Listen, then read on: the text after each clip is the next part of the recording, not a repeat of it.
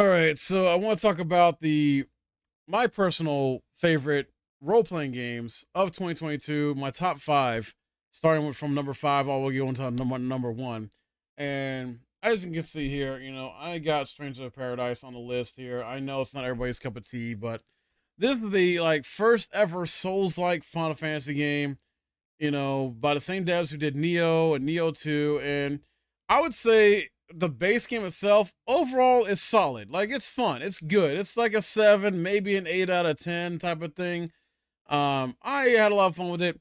The story at the beginning was not the greatest, but then by the time, you get to the end, it makes sense. And the way I felt about this, like, I had a blast with it. And like the fact that, you know, personally, you end up finding out you're basically the bad guy in this. I'm like, yo, I have been really playing the bad guy in this. Oh, this is fucking amazing. Like, I love the different take they did with this. So the gameplay, it's Neo Final Fantasy in a nutshell, basically. So I was already kind of used to it. And it definitely suffers from like a visual standpoint. Like, I don't know why they did this visual style when Neo and Neo 2 look way better than this game. I don't know what was going on, if they were forced to use a different engine for it. I don't know, but yeah. This to me is my number 5 though on my list when it comes to favorite RPGs I've played in 2022. Solid good game. I don't recommend the DLC. I tried the DLC, the first one, and they force you to play on like this new harder difficulty. I think it's Bahamut difficulty or whatever. Like, and if you're not like at the level you need to be, then you just gotta do some extra grinding just to get through it or whatever. And it's just like, to me, it's just not worth the time. It's not that fun. I tried it. I know some people may disagree, and that's fine. That's okay. This is just my list and how I feel about it. But this game, I love the boss fights overall. It was very fun. Story, if you got to make sure you pay attention, do the side stuff too. Pay attention to all the lore, and it'll make sense by the end, like I said, and you'll love the results of it. Um, and solid gameplay overall. Like, this remind me of Neo. I like the different classes you can do in this game.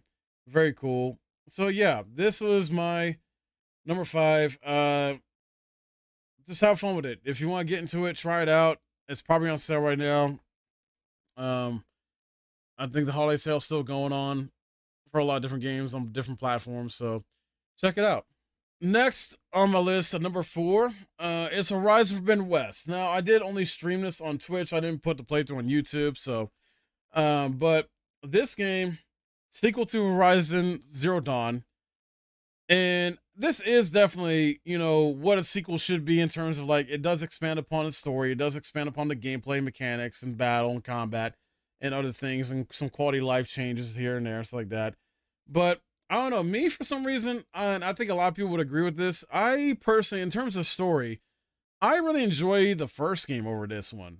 It was weird, and this one felt a bit longer than the first one. I don't know, like it felt a little bit more, maybe a bit more bloated in a sense, which isn't good. I feel like for RPGs, like I hate when RPG feels bloated.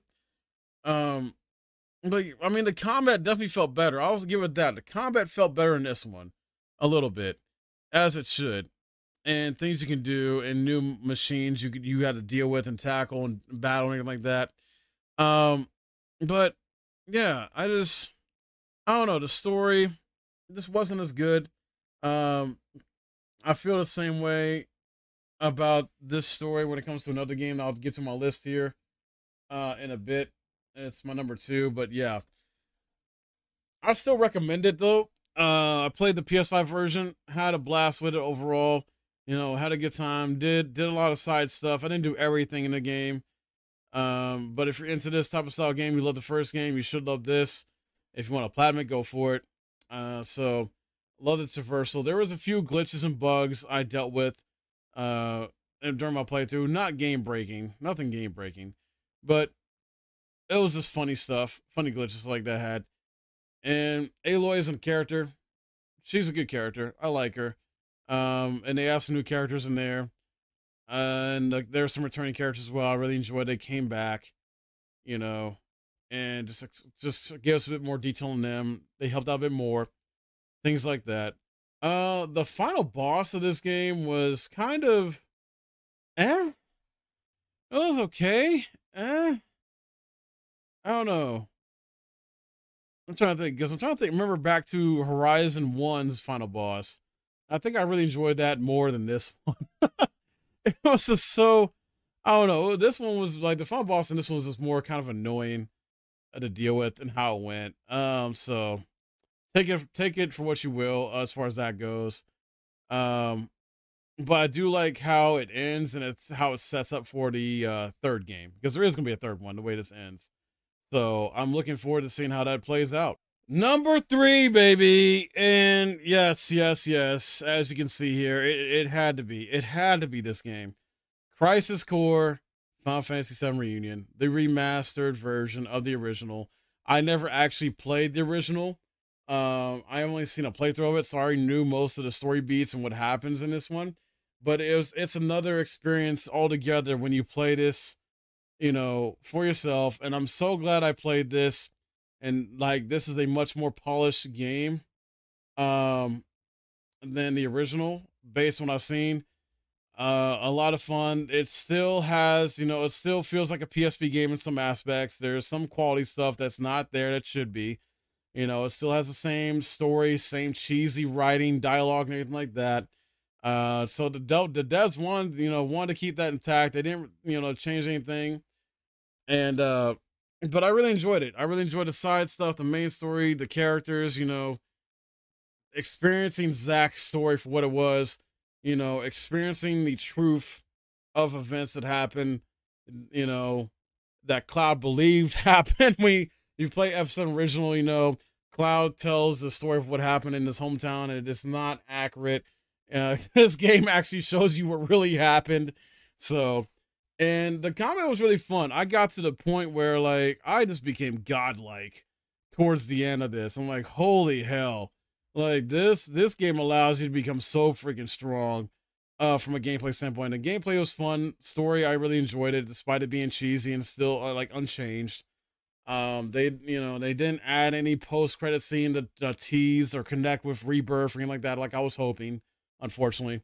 So, I mean, this is like a solid, I would say 8 or 9 out of 10. It's not as good as FF7 Remake, in my opinion, overall, because honestly, FF7 Remake was just a masterpiece of a game, 10 out of 10. But this still is important, I feel like, to go through if you've never experienced it, if you don't know the full story. I would still recommend this game. Get it if you don't have it. Play it at some point, so you understand what's going on, so you understand Zack's character and see why people love Zack so much, Yeah, like this and Angio as well, and Genesis, and Sephiroth and everything like that. Just how these characters, interact with each other, how they met and everything like that. It's so good, and how Zack met Cloud and everything like that, and how things transpire. Such a fun time. I am so happy I got this game. It was worth the $50 in my opinion, and it has decent replay value. There's a new game plus as well, so I personally haven't done it yet. I don't know if I will ever do it. I was more inclined to do a new game plus F7 remake because it had a hard mode, and there was some stuff you can do on hard mode that you couldn't do on normal playthrough. So, yeah. But this game, oh man, I feel like it's a gem. And if you're a Final Fantasy fan, RPG fan, or just love Final Fantasy VII lore, it's a must-have. And here we are, probably to no one's surprise that knows me. This is number 2 on my list, God of War Ragnarok.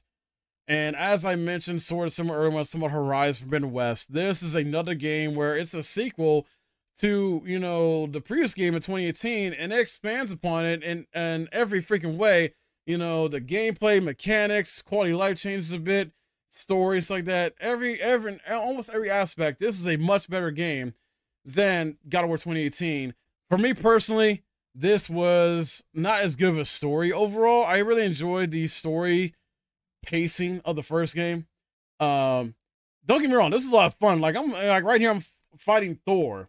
Like this boss fight was so fun. It was a nice setup to a later boss fight with Thor. That was even much better than this one. And he is my favorite boss fight of the game. Hands down, hands down. Yeah, but like the story, I don't know. It's weird because my complaints about the first game is like there was not enough enemy variety.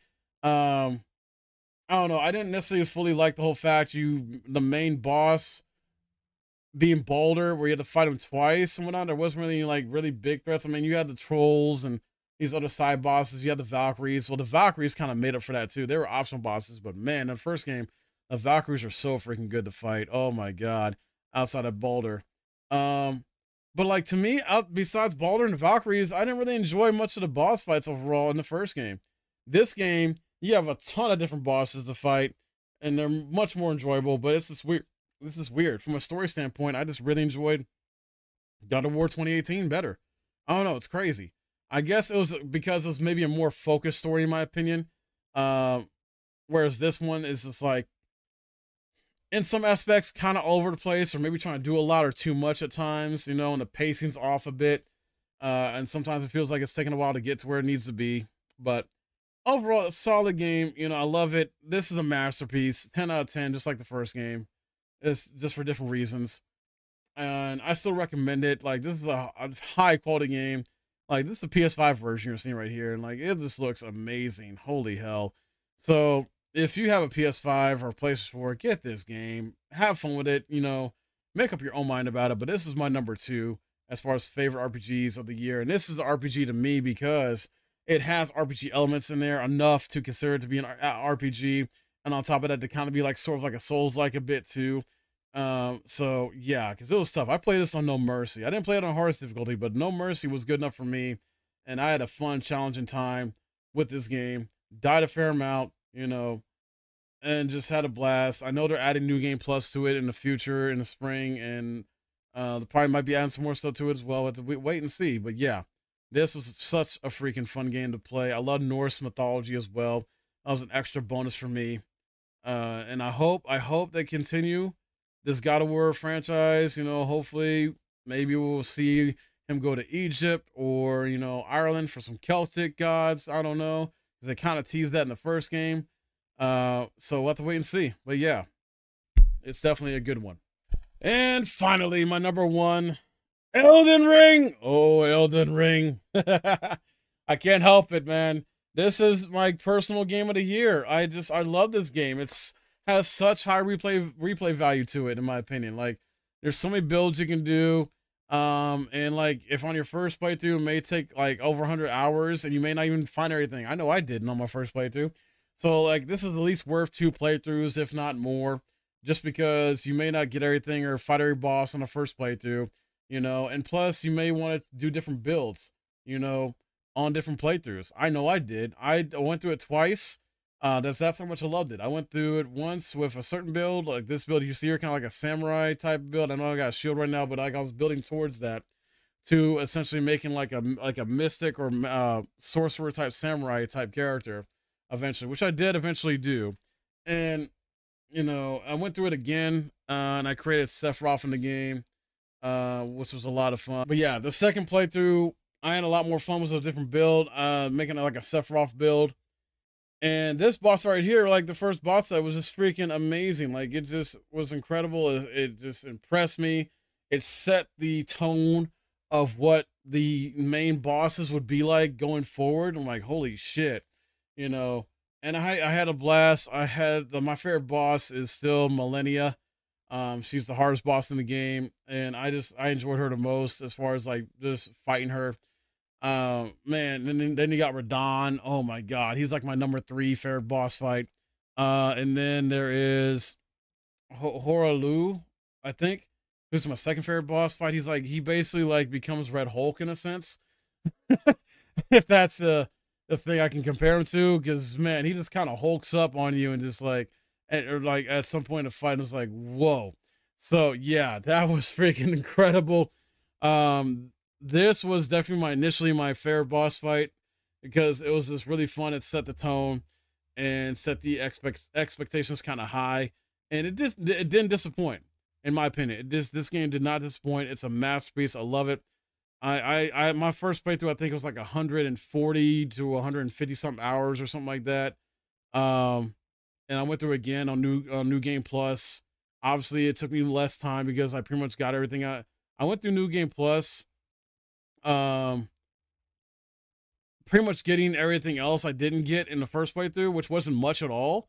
Like, and so that really worked out. And after even after I beat it on my first playthrough, I double checked to see what I missed, to see what I could still get, and I got what I could.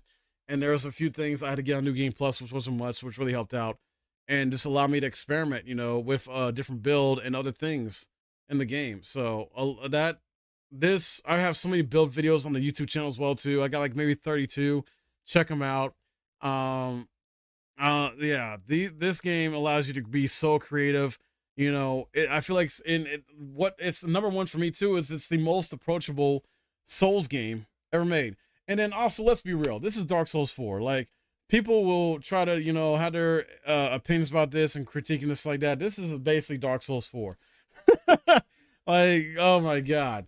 But just so much better, because this takes everything from the past Souls games and kind of blends them all together, takes all the best things from those and puts into one game, makes it into open world, and it's great. This is a history making game, in my opinion. Like, I feel like, going forward, there's gonna be companies that are gonna look at this game like, holy shit, this has set a new standard, in my opinion, for open world RPGs, open world games in general, like world building, bosses, mechanics, all that stuff. It's just, I feel like this, in a way, is sort of the new measuring stick, in a sense.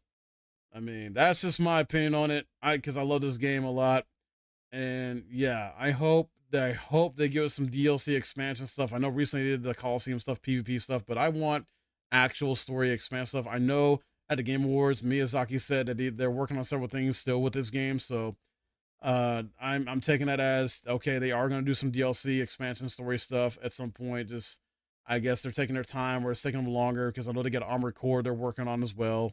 So just have to wait and see. But yeah, this game of the year for me, favorite RPG of the year as well, and just an all around solid game, masterpiece of game. I recommend it. Get it, guys, if you've not played it. Oh my god, it's just, it's so damn good.